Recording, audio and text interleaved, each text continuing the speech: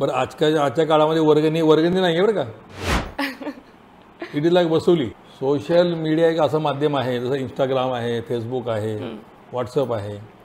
या माध्यमाद्वारे पोलिसांची जी इमेज आहे खराब पण होते आणि चांगली पण होते. कारण पोलीस सुद्धा समाजातील एक घटक आहे. त्याला कुठले एक धर्म, एक जात अशी आहे. तो पण घरी आपला धर्म पाळत असतो. त्या शहरामध्ये बरेच लोक बाहेरून बघण्याकरता येतात. पुण्यातले लोक टीव्हीवर बघतात.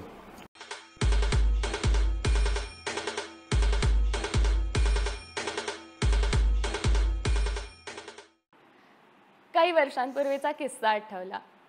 मी आणि माझा लहान भाऊ आम्हाला देखावे बघण्याचं फारच कौतुक, म्हणून बाबा आम्हाला एकदा देखावे बघायला घेऊन गेले. तेव्हा काय होती प्रचंड गर्दी, अगदी पाय ठेवायलाही जागा नव्हती. छातीत धस्त झालं एकदम. श्रेयसने ही गर्दी पहिल्यांदाच बघितली होती, म्हणून त्याने बाबांना विचारलं, काय हो बाबा, एवढी गर्दी तरी सगळं सुरळीत कसं चाललंय? बाबांनी समोर असणाऱ्या एका काकांकडे बोट दाखवलं. हे त्यांच्याचमुळे. त्यांनी आपल्या घरातील मंडळातील गणपती सोडून आपल्या सुरक्षिततेची जबाबदारी घेतल्यामुळे हे सगळं अगदी व्यवस्थित पार पडतंय. मग त्याने विचारलं, कोण आहेत होते? बाबांनी लगेच उत्तर दिलं, हे आपले पोलीस काका. त्यांचा थकलेला चेहरा बघून मी माझ्या हातातील पाण्याची बाटली त्यांना नेऊन दिली. आणि काय तो त्यांच्या चेहऱ्यावरचा आनंद, खूप भारी वाटलं. आणि अगदी गेल्या वर्षीचा किस्सा. मी आणि माझ्या मैत्रिणी असंच फेरफटका मारायला लक्ष्मी रोडवर फिरत होतो. तेव्हा बरेच फॉरेनर्ससुद्धा तिथे होते. फॉरेनर्ससाठी गणेशोत्सव तसा नवीनच नाही का. एवढी गर्दी बघून त्यांनी प्रश्न विचारला की हे सगळं शिस्तीत आणि सुरळीत कसं चाललंय? कोणी काही म्हणण्याआधी मीच त्यांना उत्तर दिलं, हे सगळं त्या पोलीस दलामुळे चाललंय आणि त्यांच्या दक्षतेमुळे सुरू आहे. कसं आहे ना मंडळी, तेव्हाचा गणेशोत्सव आणि आत्ताचा गणेशोत्सव यामध्ये एक धागा आहे, आणि तो धागा म्हणजे आपले पोलीस दल. त्यांनी त्यांच्या प्रयत्नांनी इतक्या वर्षांचा हा गणेशोत्सव अगदी व्यवस्थित आणि सुरळीत पार पाडलेला आहे. आजच्या या आपल्या उत्सव आणि मीच्या भागात निवृत्त ACP मौला सय्यद सर आपल्याला पाहुणे म्हणून लाभले आहेत. पाहूयात त्यांच्या नजरेतून बाप्पाला नक्की काय हवंय. नमस्कार सर. नमस्कार. सर, मी अगदीच मुद्द्यावरच येते. तुमचा लहानपणीचा गणपती गणेशोत्सव कसा होता याबद्दल आम्हाला जाणून घ्यायला नक्की. चांगला प्रश्न आहे. बेसिकली मी मूळचा सोलापूरचा आहे. माझं बालपण, शिक्षण, कॉलेज सर्व सोलापूर झालेलं आहे.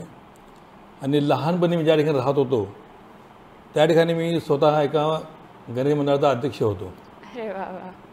त्या काळामध्ये गणेश उत्सव म्हणजे आजच्यापासून 40 वर्षापूर्वी गणेश उत्सव हा धार्मिक पद्धतीने केला जायचा.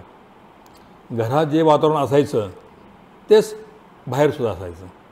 म्हणजे मंगलमय वातावरण असं वाटायचं की 10 दिवस आपण फक्त भजन, कीर्तन आणि चांगलं वागावं, असा त्या काळचा गणेश उत्सव होता.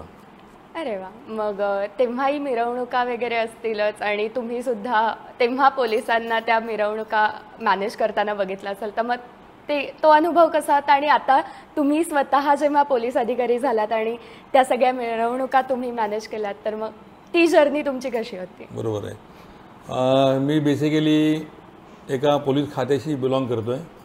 माझे वडील पोलीस खात्यामध्ये होते, त्यामुळे पोलीस खात्याबद्दल आपसुकच एक आकर्षण आहे. पण कॉलेजमध्ये असताना गणेश उत्सवाच्या जे मिरवणूक निघायच्या, म्हणजे प्रतिष्ठापना असू दे किंवा विसर्जन मिरवणूक असू दे, त्या काळामध्ये आम्ही स्वतः त्यात भाग घ्यायचो.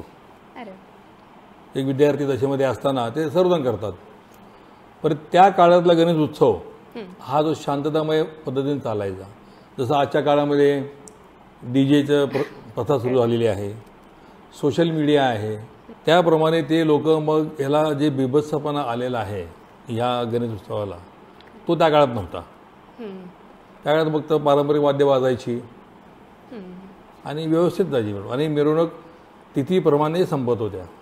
म्हणजे या तिथीला इतक्या वाजता मिरवणूक संपली पाहिजे असा एक नियम असतो, त्याप्रमाणे मिरवणूक संपायच्या. आता तुम्ही म्हणालात तसं की तुम्हाला 24 तास या क्षेत्रात काम करायला लागतं. रोज तुम्ही नवनवीन लोकांना भेटता आणि काही प्रसंग असे येतात की जे खूप वाईट असतात आणि त्यांना तुम्हाला सामोरं जावं लागतं. मग अशा वेळी कुठली अशी पॉझिटिव्ह गोष्ट असते किंवा तुम्हाला जे मोटिवेशन मिळतं की आपण या समाजासाठी किंवा ही समाजसेवा आपण अशीच सुरू ठेवावी?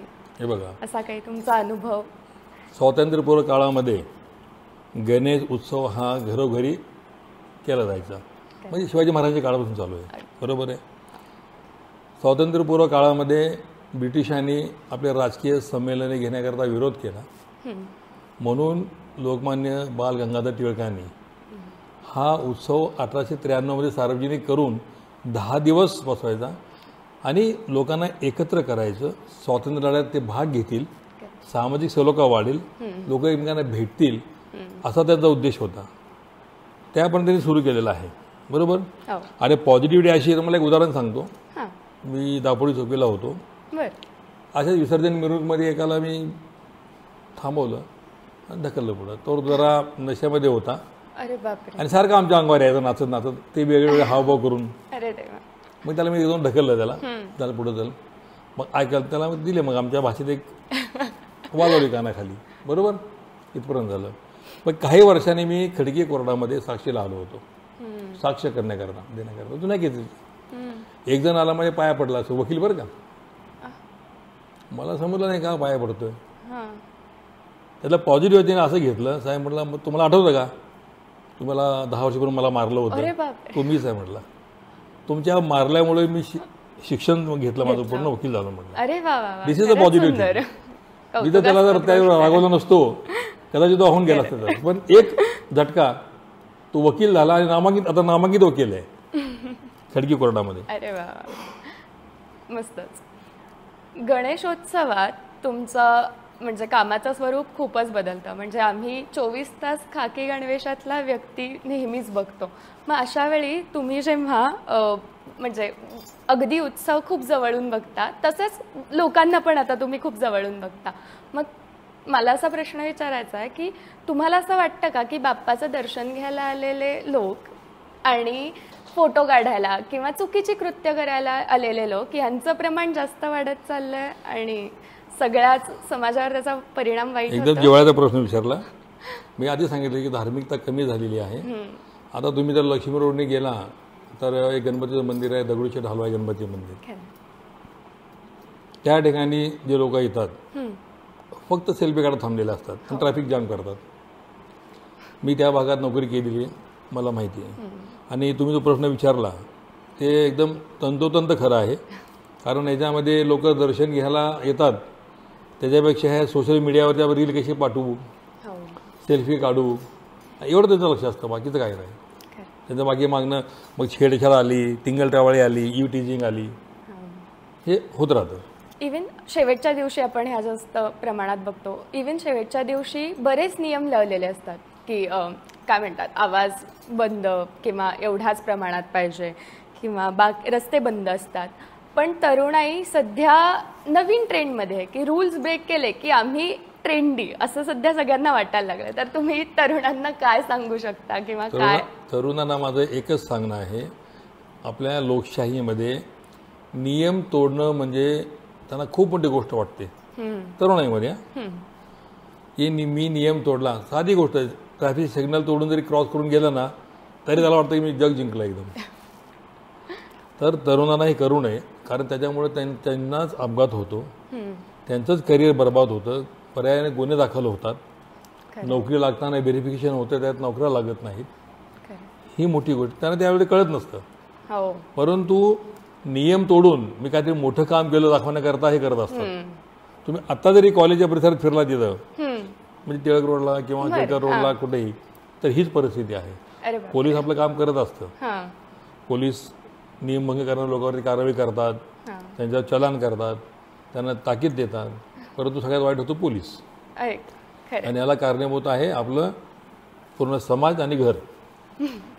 मग आपण असं त्यांना कुठला उपदेश देऊ शकतो की जेणेकरून काय म्हणतात या गोष्टींपासून ते लांब राहतील? किंवा शक्यतो प्रत्येकाने, तरुणच नाही वयस्कर सुद्धा, त्यांनी नियमाचं पालन करावं.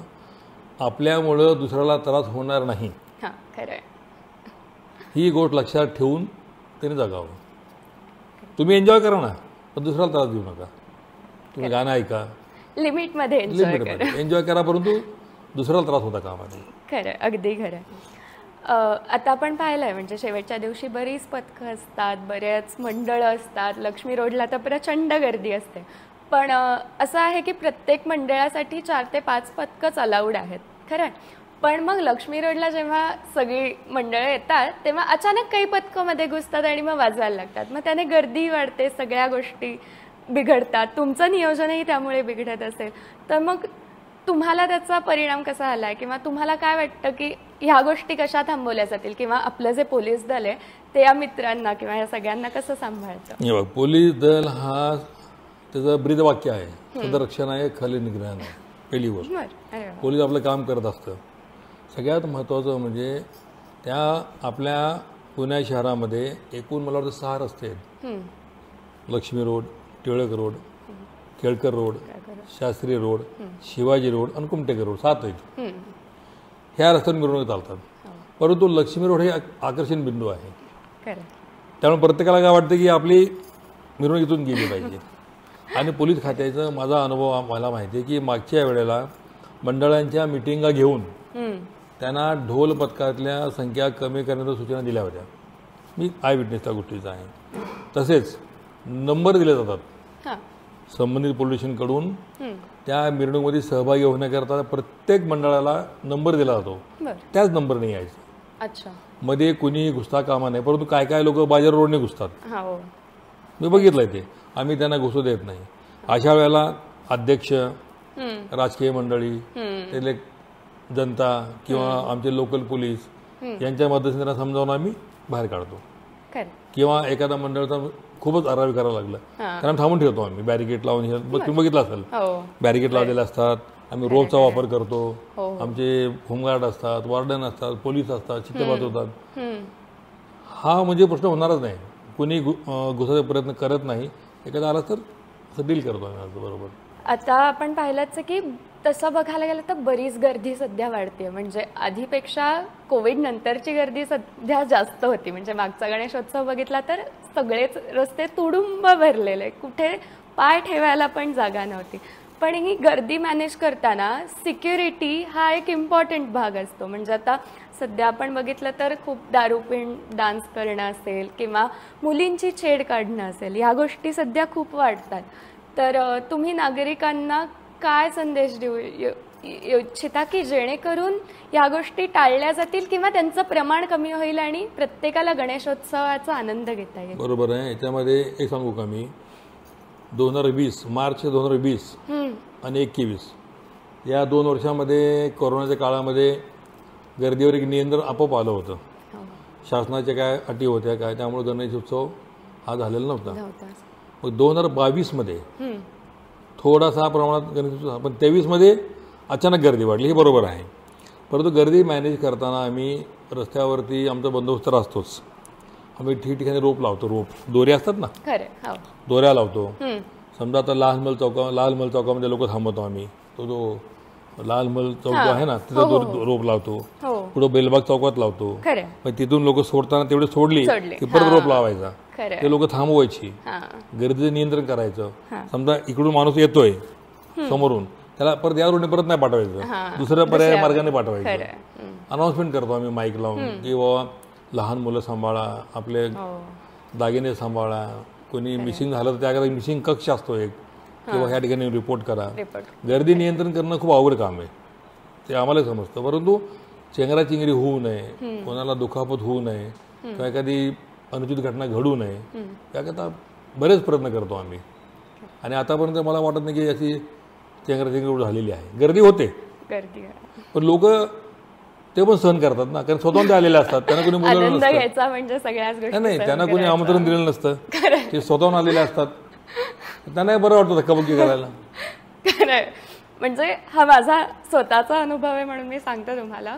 मी लहान असताना एकदा असंच गर्दीत अडकलेले आणि मग त्यानंतर माझ्या आईबाबांनी काही येणं म्हणजे आम्ही सोडून दिलं. म्हणजे ते नाही म्हणायला लागले. तुम्हाला आता सांगितलं ना की त्या गर्दीमध्ये लोक स्वतःहून आलेले असतात, बरोबर आहे का नाही? मग थोडा धक्काबुक्की सहन करतात ते.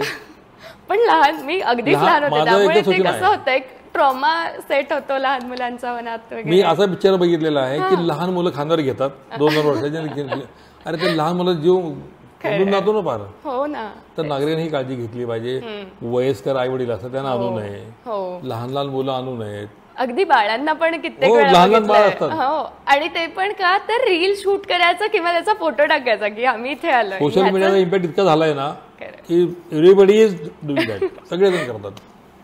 खरंय. खूपच सध्या सगळ्याच गोष्टी प्रचंड अडल्यात. मला हा प्रश्न तुम्हाला विचारायला आवडेल की कोविड जे तुम्ही म्हणलात 2021 मध्ये म्हणजे मी पण बघितलं की पहिल्यांदा लक्ष्मी रोड इतका शांत होता, सुनसान. म्हणजे कधीच आयुष्यात आतापर्यंत 20 वर्षात कधीच बघितलं नाही, पण त्या वर्षी अचानक सगळी शांतता होती.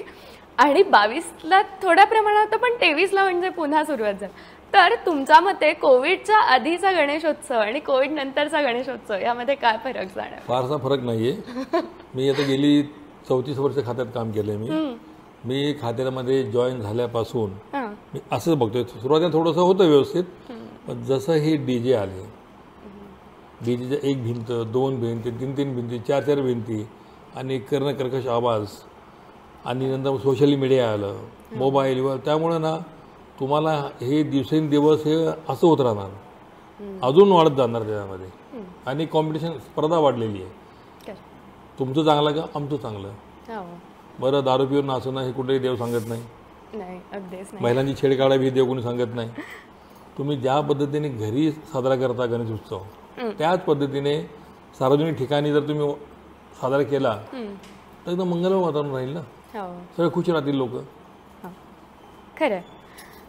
तुम्ही जे डीजे बद्दल म्हणालात की सध्या लाऊडस्पीकर लावून त्यापुढे नाचणं, पोल्युशन, ह्या सगळ्या गोष्टी वाढलेल्या आहेत. शेवटच्या दिवशी मिरवणुकीच्या वेळी पोलिसांकडून आणि प्रशासनांकडून अनेक रूल्स रेग्युलेशन्स असतात, तरीही लोक बॅरिकेड तोडून आत येणं असेल किंवा दारू पिऊन नाचणं असेल किंवा मुलींची छेड काढणं असेल, या गोष्टी प्रचंड हाताबाहेर जाऊ लागल्यात.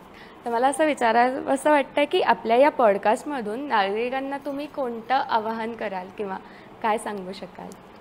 नागरिकांनी जे पोलिसांनी नियम घालून दिलेले आहेत, विशेषतः म्हणजे काय एखादा रस्ता बंद केलेला असतो की या रोडने जाऊ नये, बॅरिकेड लावलेले असतात, म्हणजे पोलिसांनी किंवा प्रशासनाने नियम घालून दिलेले आहेत ते नियमाचं पालन करावं आणि गर्दी कमीत कमी करावी. बरोबर आहे. आम्ही म्हणत नाही की तुम्ही येऊच नका, लोकशाही आहे, त्यांना आम्ही थांबवू शकत नाही, परंतु कंट्रोल युअर सेल्फ ना. काय होते, बॅरिकेड कसं लावतो आपण, याच्या पुढे जायचं नाही. तरी समजा आता 500 लोक बॅरिकेडवर येऊन पडले, तुटणारच ते. आता वाहन घेऊन यायचं नसतं. आता मला एकाने प्रश्न केला की मला कोसळून कसं यायचं. तुम्हाला चालत यायला कोणी मनाई केलेली नाहीये, गाडीत लावून चालत या. खरंय. सगळ्यांना आता सध्या आयतं आणि हातात पाहिजे की मी ते उतरलं की मला गणपती बाप्पा दिसलाच पाहिजे. लोकांनी थोडंसं तारतम्य पाळलं पाहिजे. रस्ता लहान आहे, त्यात अतिक्रमण आहे, गाड्या जास्त आहेत, आपल्यामुळे लोकांना त्रास होतो, मागे ट्रॅफिक लागून जाते, ते कोणी विचार नाही करत. सो म्हणजे वाहतुकीच्या दृष्टीने पण ट्रॅफिक होऊ नये पण म्हणून सुद्धा आपापल्या गाड्या खूप अलीकडे लावून चालत व्यायाम पण होतो ना. खरंय, व्यायामही होतो. त्यानिमित्ताने आपण देव आणि व्यायाम या दोन्हीकडेही लक्ष देतो. मस्त. सणासुदीच्या काळात एस्पेशली गणपतीमध्ये आम्ही तुम्हाला खूप झटताना बघतो, 24 तास तुम्ही कार्यरत असता. मग अशा वेळी प्रशासनाकडून तुम्हाला कुठल्या कुठल्या फॅसिलिटीज मिळतात किंवा कसा त्याचा वापर केला? 100% मिळतात. आम्ही फक्त गणेश उत्सव काळातच नाही तर इतर दिवशी पण 24 तास काम करतो. ऑन ड्युटी 24 तास आमचं एक मेहनत आहे ती. आणि प्रशासनाकडून आम्हाला बरंच सहकार्य मिळतं. म्हणजे जागेवर जेवण मिळतं, पाऊस पडतो रेनकोट मिळतो आम्हाला, आमची सुखसुविधा बघितली जाते, सगळं बघितलं जातं. हे दिसून येत नाही, इट इज अ फॅक्ट की शासनाकडनं किंवा आमच्या पोलीस खात्याकडून प्रशासनाकडून आम्हाला पूर्ण मदत मिळते. मंडळाचे पदाधिकारी सुद्धा आम्हाला मदत करतात. अरे वा. मग त्या फॅसिलिटीज तुम्हाला पुरेशा आहेत का? अजून कुठल्या फॅसिलिटीज मिळाल्या तर अजून ही यंत्रणा स्ट्रॉंग होईल आणि त्याने सगळ्याला मदत होऊ शकते? अडचणी सांगण्यापेक्षा सोल्युशन शोधणं महत्वाचं आहे. कारण जवळजवळ 8,000 पोलीस बंदोबस्ताला असतात. अच्छा. 8,000 इन्क्लुडिंग माननीय CP साहेब ते खाली कॉन्स्टेबल पर्यंत जवळजवळ 7,000 ते 8,000 पोलीस. ते कुठं लक्ष देणार वेळ गर्दीमध्ये? त्यामुळे जे आहे ते समाधान, अडचणी मांडण्यापेक्षा सोल्युशन सोल्युशन शोधायचं. अरे वा वा, खरंच सुंदर आहे. अडचणी शोधण्यापेक्षा सोल्युशन आपण शोधूयात. खरं. आत्ता सध्या आपण बघितलं तर वर्गणी ची पद्धत आहे, म्हणजे आधीपासूनच आहे, पण सध्या ती खंडणीमध्ये जरा त्याचं रूपांतर होत चाललंय. तर अशा तुमच्याकडे बऱ्याच कंप्लेंट्स येत असतील, तर त्या कशा तुम्ही डील करता? हा तर इतका मोठा प्रश्न आहे. बरीच मंडळे 10% सोडली तर बरीच मंडळे आपापल्या हद्दीतील जे लोक असतात, व्यापारी असू दे, कोणी नगरसेवक असो, कोणी असू दे, त्यांच्याकडं जबरदस्तीने पैसे वसूल करतात. वर्गणी ऐच्छिक पाहिजे. मी 10 रुपये देऊ शकतो ना, 10 रुपये घेतले पाहिजे. मग ते नाही, ते जास्त मागतात. मग त्याला मग खंडणी स्वरूप झालं. मग बरं, जी वर्गणी गोळा करतो आपण त्याचा हिशोब ठेवला पाहिजे. म्हणजे आपण वर्गणी गोळा करतो त्याची सामाजिक कामाकरता वापर केला पाहिजे. ते नाही करत. बरं, काय काय ठिकाणी तर किती पैसे जमा होतात धर्मादाय आयुक्तांकडे त्याचा हिशोब देणं आवश्यक असतं. आता ते कोणी देतं का आम्हाला माहिती नाही आहे. ते देणं आवश्यक आहे. किंवा इतके पैसे आले, इतकं खर्च केला, इतकं बॅलन्स आहे. परंतु ह्या पैशाचा विनियोग चांगल्या कामाकरता केला तर खूप. आता बघा, तुम्ही 10 दिवस गणपती सजवताय, देखावे तयार करता, किती खर्च करता एक एक देखाव्याला? तरी 15,000 16,000 लाखोनी खर्च करता, लाखोनी. मग आफ्टर 10 days ते काय करता तुम्ही त्याचं करता? तोडून टाकता. मग नुकसान कोणाचं आहे? नागरिकांचाच होणार आहे. नागरिकांचा नाही, आपला पैसा जातो ना, आपला वर्गणी देणाऱ्यांचं जास्त. खरं. मग हे तुम्ही सामाजिक कामामध्ये हे पैशाचा वापर केला पाहिजे. सामाजिक काम आहे, आश्रम आहे, अंधशाळा आहेत, गरीब लोक राहतात, वृद्धाश्रम आहेत, शिक्षणाला वापर करा, लोकांना पुस्तकं वाटप करा. ते सामाजिक काम आहे ना. तुमच्या मंडळामार्फत हे काम करा ना तुम्ही. पण असंही बघितलं गेलं की काही ठिकाणी ना चांगल्या दिसाव्यात गोष्टी म्हणून काही पैसे वापरले जातात, पण मग जास्त पैसे मग अशा काय म्हणतात की काय म्हणतात मंडळांच्या मागे दारू पिणं असेल बसून किंवा डीजे लावून नाचणं असेल, अशाही पद्धतीत वापरले. कंट्रोल कोणीही करू शकत नाही. ते म्हणजे तक्रार दिली तर पोलीस कंप्लेंट घेणार, बरोबर आहे. तक्रार द्यायला कोणी आमच्याकडे येत नाही. 90% येत नाही. काय येत नाही तर त्याला ते रोज धंदा करायचा आहे, रोज हे तोंड बघायचं आहे, रोज बोलायचं आहे. कोण वाईटपणा घ्यावा? पोलीस काय आज आहेत, उद्या सहसा बदलून जातील, मग नंतर कोण? ह्या दृष्टीने कोणीही तक्रार द्यायला आमच्याकडे येत नाही. खाजगीत बोलतात, खाजगीमध्ये खूप बोलतात, अरे ते काय असं, पण तक्रार द्यायला कोणी येत नाही आमच्याकडे. जर खरंच कोणाला तक्रार करायची असेल अशा कुठल्या बाबतीबद्दल, तर कुठे तक्रार करता येऊ शकते? किंवा ज्या हद्दीमध्ये गुन्हा घडलेला आहे त्या हद्दीत पोलीस स्टेशनला तुम्ही तक्रार दिली ना, तक्रार तुमची घेतली जाणार म्हणजे जाणार 100%. अच्छा. कुणीही असल्या केसी टाळत नाही. अच्छा, म्हणजे ज्या वर्गणीमध्ये खंडणी म्हणून हो तुम्हाला द्यायची नाही मागतोय, तुम्ही तक्रार देऊ शकता. निसंकोचपणे आम्ही तिथे जाऊन तक्रार करू शकतो. तक्रार द्यायलाच पाहिजे, मताचा मी आहे, तरच पोलीस कारवाई करणार ना. इव्हन म्हणजे मिरवणुकांमध्ये पण आता बऱ्याच चुकीच्या गोष्टी घडतात. मग अशा वेळी सुद्धा एखाद्या जर भक्ताने येऊन तुमच्याकडे त्याची तक्रार केली तर त्यावर 100% ऍक्शन होणार, गुन्हा दाखल होणार. आणि आमच्या डोळ्यासमोर काय घडलं तर आम्ही पण ऍक्शन घेऊ शकतो. अच्छा, तसंही तुम्हाला म्हणजे तक्रार द्यावायची काय नाहीये. बरं. आता मी चाललोय पोलीस म्हणून, माझ्यासमोर कोणी कोणा मुलीला छेडलं, मी काय ऍक्शन घेऊ शकतो. अच्छा, इट इज नॉट नेसेसरी की तुम्ही तक्रार दिलीच पाहिजे असं काय नाही. अरे वा, म्हणजे पोलीस दल आमच्या डोळ्यासमोर एखादा गुन्हा घडला तर आम्ही ऍक्शन घेऊ शकतो. अरे वा, म्हणजे पोलीस दल आपल्या सेवेसाठी नेहमी आणि तत्पर आहे.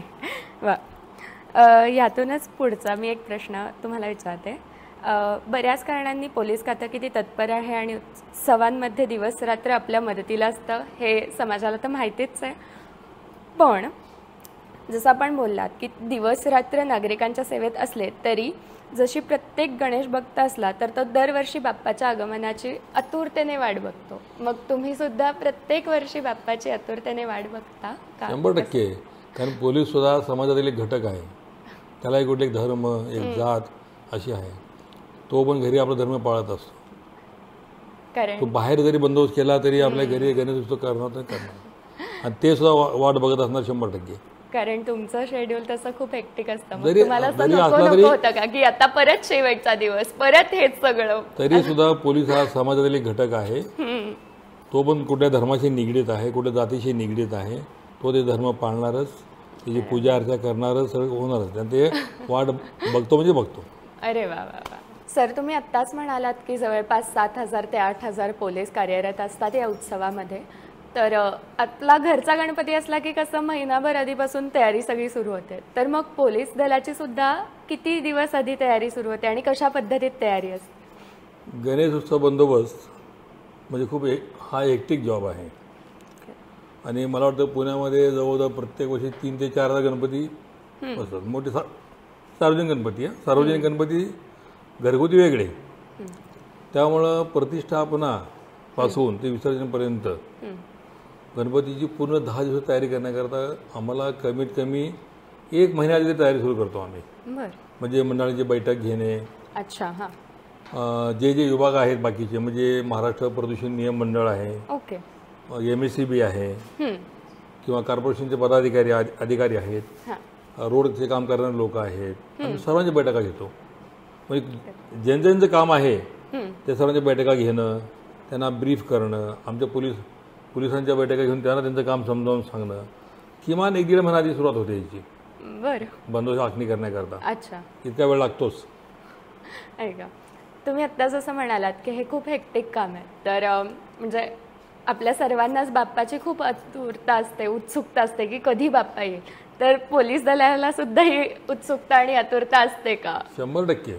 मी सांगितलं ना की पोलीस देखील समाजातील एक घटक आहे. प्रत्येक पोलिसाला एक धर्म, जात आहे, तर घरात ते पाळतात.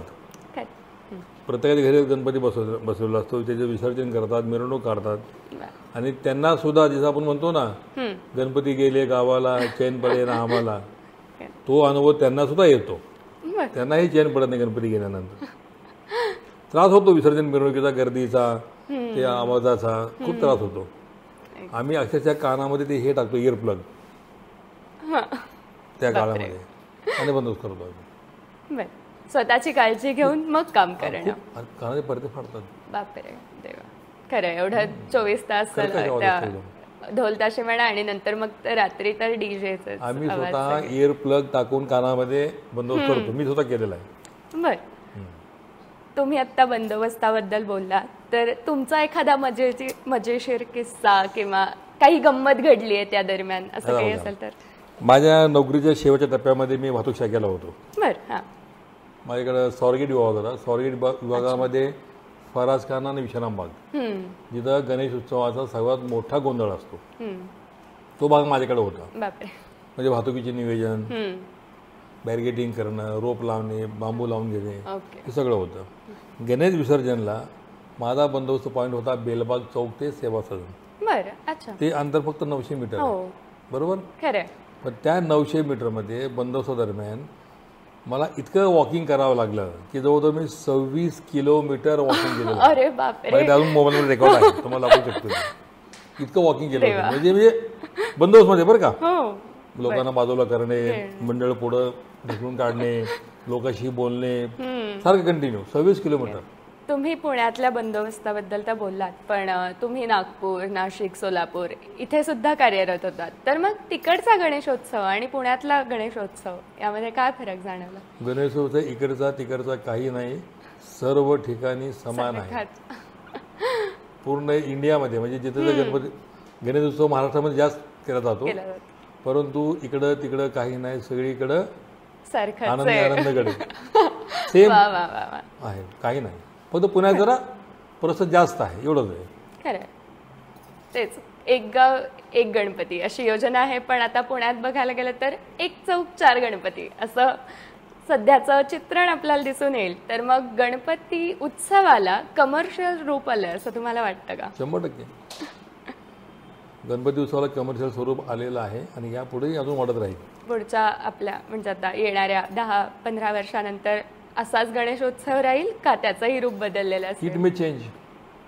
चांगल्या पद्धतीत का वाईट पद्धतीत? दोन्हीकडून. कारण प्रत्येक जो ग्राफ असतो ना, तो ग्राफ वर जातो खाली पण येतो. मग आपल्या म्हणजे आता पुढच्या पिढीला गणपती बाप्पाची मिरवणूक दिसेल का नाही दिसणार? दिसणार. ही प्रथा बंद होणार नाही. आणि मी यापूर्वी सांगितलं की कोणीही कुठलीही नवीन प्रथा सुरू केली त्याचे रिझल्ट यायला उशीर लागतो. कदाचित ते मी बघायला मी नसणार आहे, तुम्ही असताल, परंतु ते रिझल्ट बघा यायला वेळ लागतात.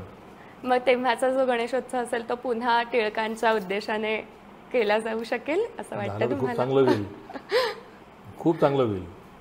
खरं. धार्मिकता लोकांमध्ये येईल, शांतता राहील. बाप्पांना काय पाहिजे माहिती आहे ना, सुख समृद्धी शांतता, ते यायला पाहिजे ना. हो खरं. ते डीजेचा आवाज ऐकण्याकरता आलेलं नाहीत. नक्कीच. तुम्ही बघा, तुम्ही नुसतं जरी फिरला ना इतकं म्हणजे असं वाटतं कधी घरी येतो परत. आणि पुणे शहरामध्ये बरेच लोक बाहेरून बघण्याकरता येतात. हो पुण्यातले लोक टीव्हीवर बघतात. खरं. मला तेच विचारायचं होतं तुम्हाला की तुम्हाला असं वाटतं का की उत्सवातला पुणेकर सध्या हरवत चाललाय? यस, कारण पुणे शहरातली मिरवणूक बघण्याकरता किंवा आरास बघण्याकरता, देखावा बघण्याकरता पुण्याच्या आजूबाजूला जी शहरं आहेत किंवा जिल्हे आहेत तिथून लोक जास्त येतात. आणि पुण्यातले लोक टीव्हीवर बघत बसलेले असतात. ही फॅक्ट आहे. खरं आहे. खरं.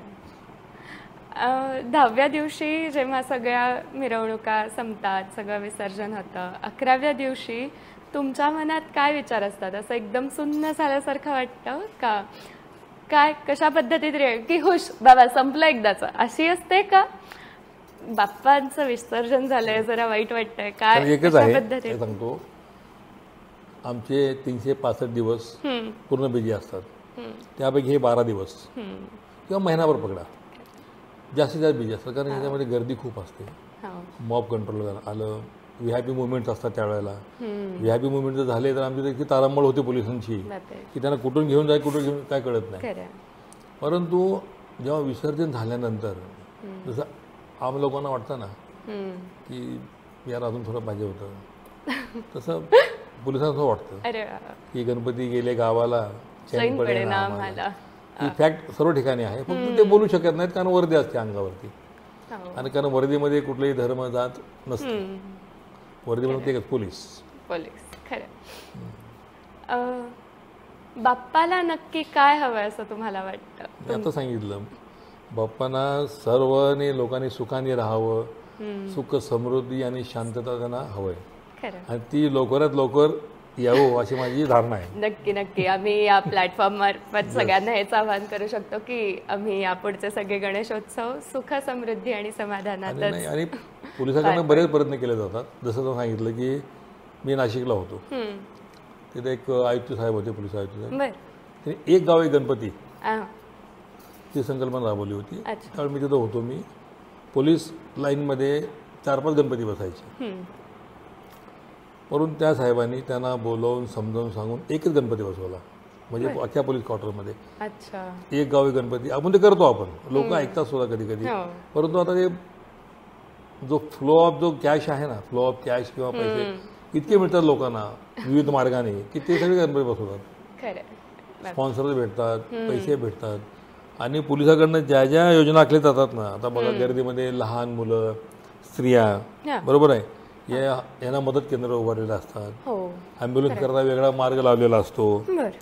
छेडछाड होऊ नये, टिंगलटवाळी होऊ नये म्हणून महिला पथक किंवा ते पथक नेमलेले असतात. ट्रॅफिकचे लोक पेट्रोलिंग करत असतात. Parking, no parking, no entry सर्व केलेले असतात. पण नियम पाळणार हा माणूस कसला? मग तो नियम तोडणारच. म्हणून तर पोलीस आहे. आमची गरज काय पोलिसांची? मला सांगा, नियम जर लोकांनी पाळले, रामराज्य असेल तर आमची गरज आहे? असं नाही, तुम्ही पण खूप इम्पॉर्टंट घटक आहात. नाही, घटक आहे इम्पॉर्टंट. कशामुळं? नियम तोडणार नाही मुळे. अच्छा, चांगला माझा का मी सदरक्षण आहे, खले निग्रह नाही. मी आधी सांगितलं, सध्याचं संरक्षण आणि दुसऱ्याचं खात्मा हे आमचं विरुद्ध वाक्यच आहे. आत्ताच आपण बोललो असं की तुम्ही सेवानिवृत्त झालात, आता रोगच्या पलीकडे नाही तर अलीकडून गणपती बघणार आहात, तर तुम्हाला नक्की काय एन्जॉय करायला आवडेल? मला नक्कीच ते मी नोकरीमध्ये असताना पब्लिक जे कसे एन्जॉय करत होतं हे तर मला बघायचं आहे की नेमकं एन्जॉयमेंट कशामध्ये होती. की त्याला अगोदर शिट्ट्या वाजवत होतो, बंदोबस्त करत होतो, पण पब्लिक नेमकं काय एन्जॉय करत होतं मला बघायला मिळेल रोगच्या अलीकडे या साईडने. नक्कीच. आणि मी येणार कदाचित तुमच्यासोबत फिरेन मी शूटिंग करायला. नक्की. 7 सप्टेंबरची आपण सगळेच आता आतुरतेने वाट बघतोय.